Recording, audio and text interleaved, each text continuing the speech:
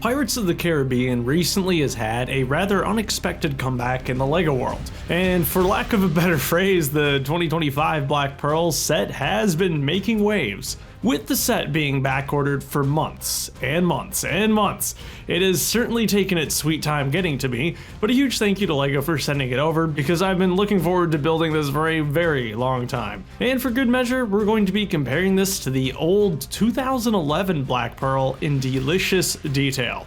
So hey, what are we waiting for? Let's take a closer look. Pirates of the Caribbean is a most unusual LEGO theme. The first sets were released under a playset line in 2011, an absolutely glorious time period for licensed themes where LEGO was creating some of the best Lord of the Rings and Harry Potter playsets too. The minifigures of this era are especially noteworthy for their exquisite amount of detail, a feature that fits the chaotic costuming of pirates perfectly.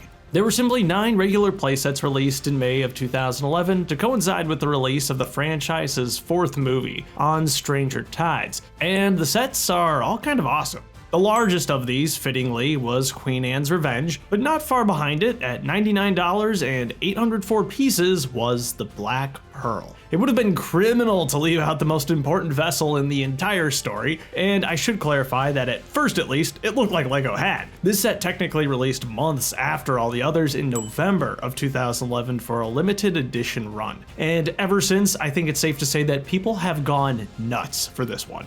New sealed models sell for well over $1,000, and even used copies of the set without minifigures have insane asking prices on the aftermarket. Some of the Bricklink entries are downright hilarious. Mostly complete, I don't know, some minifigures, haven't bothered to inventory it, $450 please. And here on the other side is the 2025 Black Pearl, another absurdly expensive model, but at least this time around, it is bigger. The instructions say that the designer sought to create a roughly minifigure scale version of the vessel, which is a pretty awesome goal. When you've got one chance to do a Pirates of the Caribbean set, you might as well go all out. Without a doubt, the minifigures are some of the biggest highlights and draws of each set, and there is a little bit of crossover between the casts of each ship, though perhaps not as much as you might expect. And of course, one figure common between both sets is Captain Jack Sparrow himself.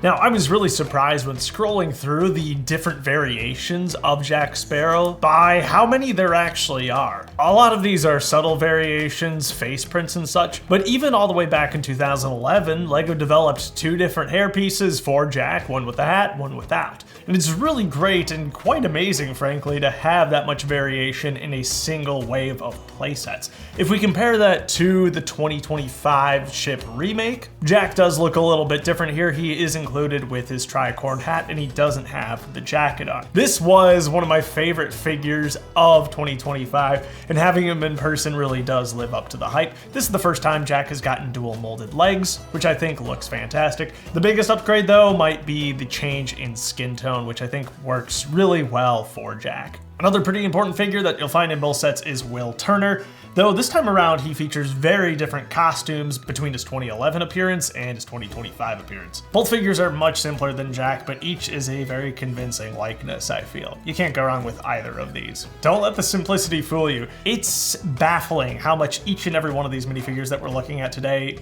goes for on the aftermarket. Minimum $15, no matter how many sets they came in. Josh Me Gibbs is another figure that we can compare side by side here. First, we'll look at the 2011 one. He's got some slightly different colors in his torso here and some really fun face prints, and I just love the amount of detail that you'll find on those face prints. Jumping on to 2025, LEGO has lightened up the colors a bit, which I think is actually a pretty good call. The sand blue just works a little better for me. Otherwise though, the figures are remarkably similar. And then the last figure that is actually shared between the 2 sets are the statue figureheads that you'll find at the front of each ship. In the original Black Pearl, it's done up in the same black color scheme as everything else, using generic elements and actually brick-built wing details. For the bird that the figurehead is meant to hold, the set designer has simply used a feather piece. In 2025, the figure got a substantial upgrade. It's done in sand green, which maybe stands out a bit too much, but it becomes a really cool standalone figure with printed detail throughout,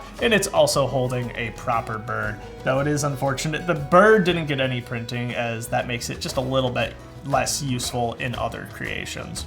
When it comes to the rest of the cast of the 2011 ship, things get pretty chaotic and interesting. First of all, there's Bootstrap Bill, and I really love this figure. On the surface, he seems pretty simple, but I think, again, it just boils down to that heavy level of detail that LEGO is implementing during this time. Rather than two different facial expressions on either side of his head, he's actually just got additional barnacle detailing around the back of his head, which I think is brilliant. It's just a really unique face print that does a great job of capturing the appearance of the character in the movie. Moving on, we have Macus, who I believe is the first mate of Davy Jones. He gets a good deal of screen time in the film. And it's, once again, just a crazy unique figure. And that uniqueness is certainly reflected in the price tag. This guy is very desirable, unsurprisingly exclusive to the original Black Pearl set. But of course, the crown jewel of any LEGO Pirates of the Caribbean collection is Davy Jones himself, the rarest and most valuable Pirates of the Caribbean minifigure. Once again, he of course is exclusive to the Black Pearl and has all sorts of delightful unique elements like the insane crab claw, the special tentacle beard, and the beautifully printed hat as well. His colors are perhaps a bit cartoony compared to what shows up in the actual film, but there's no doubt he's plenty menacing. We can hope and pray that LEGO for some reason will redo this figure one day, but in the meantime, it looks like you'll have to pay around $150 just for him all by himself. In the newer model, LEGO has decided to focus more on Jack's immediate crew, which I think is a great call because there's so many of those figures that we've never seen in physical LEGO form before. Like Anna Maria. Great detailing once again throughout the minifigure, though I'm not entirely convinced by the choice of tan for her torso. I think that would have been better as white, especially sun-aged white might have been perfect. Though can you imagine leaving some of these $15, $20, $25 figures out in the sun? Probably not. We're also seeing Cotton for the first time, complete with his parrot. Simple figure, some great detailing. He doesn't have an alternate face just because you'd be able to see it on the other side of his cap. So I do appreciate, actually, that they left it out. Marty kind of finds himself in the same situation. Glad he doesn't have another face on the back of his head. A very simple yet very effective minifigure. Great to see him for the first time. Returning, surprisingly, after a single appearance in the original 2011 line is Elizabeth Swann, this time in a different dress. It is beautifully printed with gilded details throughout. Though Elizabeth wasn't included in the original Black Pearl, we can compare her to the other figure here, which is her red dress given to her by Barbossa. For being such an important character, I cannot believe that this is only her second appearance. Kinda wild. And last but certainly not least, is Hector Barbossa. One of the best minifigures from the new set for sure. And it's quite interesting that they've chosen to do his costume up in gunmetal gray. Even the LEGO designers really want different variations of gray. Of course, it gives this figure a rather unnatural shine, but it certainly is a closer color match compared to black, and certainly it shouldn't be dark bluish gray. There's delightful detail throughout here in the torso and with printed legs this time around. And Barbossa has a really nice hair hat combo. Always great to see them go all out on a figure like this, especially one as important as Hector Barbossa. I do have the instructions for both models, but I must admit that neither are really all that interesting. The factoids that LEGO loves to include in the beginning are just really generic and meaningless. The little write-ups and information here really don't add much to the experience. The only interesting part is that bit I mentioned earlier about how the designers attempted to make this as close to minifigure scale as possible. Yeah, I guess I just would have liked to have learned more about the ship itself. It's just a bit surface level. When it comes to the two booklets that you get with the original Black Pearl, you're not getting anything like that. But there is this lovely image on the back that shows all of the 8 other playsets released in 2011. When it comes to the ships themselves, they are ultimately simple models.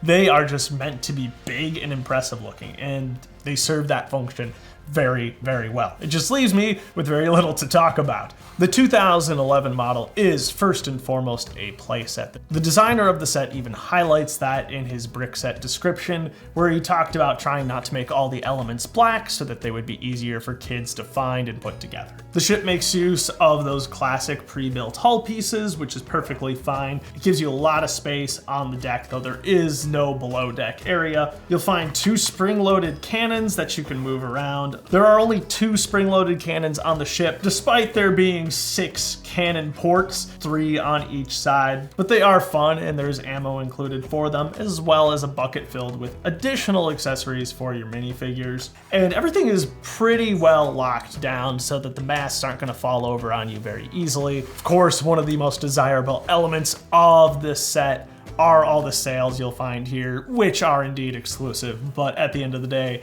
they are just starched fabric. It would certainly be easier and cheaper for you to just make your own rather than try buying these on Bricklink. You'll find some cabin interior, Barbossa's office, nothing too special. You have a sextant, a bottle, and then a rather rare map print, which I believe only appears in 8 sets altogether across a variety of themes, but most prominently in Atlantis. It's all very nicely, if a bit humbly detailed. Once again, most likely just to streamline that building experience and get kids playing with this as soon as possible. Unfortunately, there is no way this thing will float, at least not for very long.